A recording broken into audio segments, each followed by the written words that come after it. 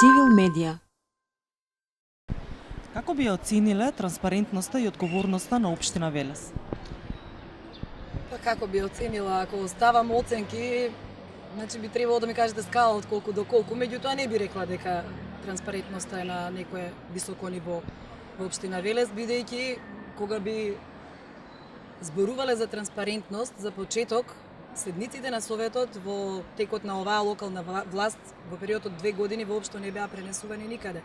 Со опремата која се доби од проект на кој што аплицираше уште претходната локална власт, сега одат седниците на сајтот на општината, има да се гледаат, или на YouTube директно. Меѓутоа, повозрасното население, како би ги гледало на интернет седниците, беа пренесувани на локален медиум и тогаш беа следени доста и можеше да се следи работата на општината преку седниците на Советот и на тој начин им беа достапни многу повеќе податоци отколку што тоа сега се случува, бидејќи по бројот на прегледите може да се види дека тоа не е некоја голема бројка кога е на интернет.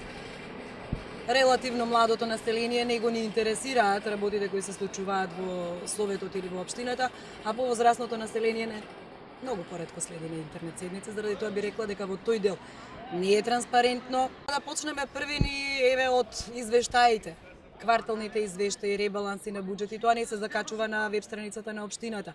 Извештаите финансиски на сите јавни претпријатија кои што се под локалната власт, иако по закон имаат обврска претпријатијата сами да си ги истакнуваат на веб страната нивните извештаи, меѓутоа како претпријатија кои се под локална власт би било потранспарентно кога би ги имало и на веб страницата на општината.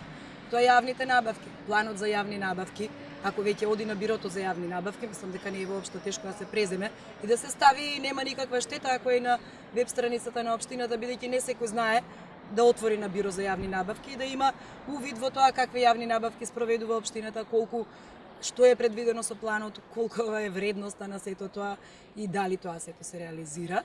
Можам да кажам дека се уште немаат председатели.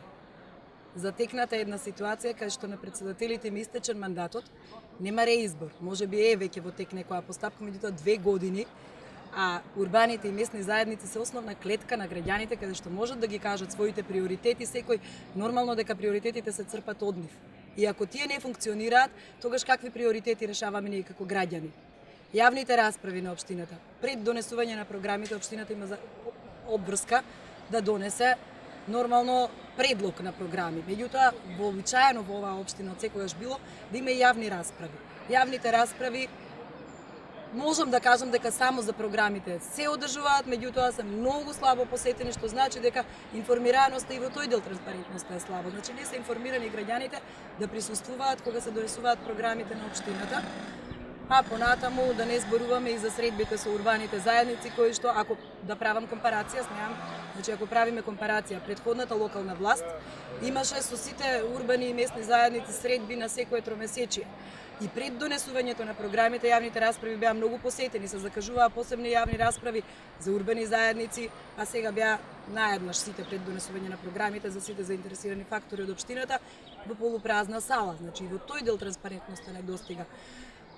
Претходната локална власт ги прифаќаше приоритетите на секоја урбана заедница, по неколку приоритети да влезат во годишните програми, бидејќи од нив произлегува и секој знае на кој дел најмногу треба да се обрне внимание, заедно со службите и функционираше, можам да кажам дека многу потранспарентно, барем има увид во тоа што се донесува, што ќе се прави и после да побараат отчет дали е направено или не е направено. Каков е односот меѓу сегашната локална власт и централната власт? Да речеме со некоја паралела како било тоа порано. Па видете, локалната и централната власт кога се од истата позиција, соработката би требало да е добра. Меѓутоа, градоначалникот во текот на овој мандат веќе на проекти кои што беа најавени не се реализираа заради отсуство на средства од централната власт, иако најави поддршка за некои од тие проекти, меѓутоа во програмите отсуствуваше поддршка од централната власт. Конкретно ќе одам од Министерство за култура изостана оваа година средствата за проекти предвидени. И не можеме да кажеме дека во сет поддршката е голема, иако релацијата секако дека градоначалникот кажува дека е добра. Ние не би можеле да го знаеме тоа по друг показател, освен по она што ние го гледаме во однос на средствата кои ги трансферира. Колку советот има влијание во она што се одлучува и што се донесува како одлука во корист на граѓаните и граѓанките во Велес? А сега колку советот па би требало да има големо влијание. Секогаш може подобро. Значи советничките групи имаат разлика во број на освоени мандати, со тоа разлика во број на гласови. Владеачкото мнозинство нормално дека има побројни советници и може да донесе одлуки за кои што опозицијата секогаш може да мисли поинаку. И се донесени веќе некои такви одлуки за кои опозицијата била против. Меѓутоа тука немаме моќ. Цивил медија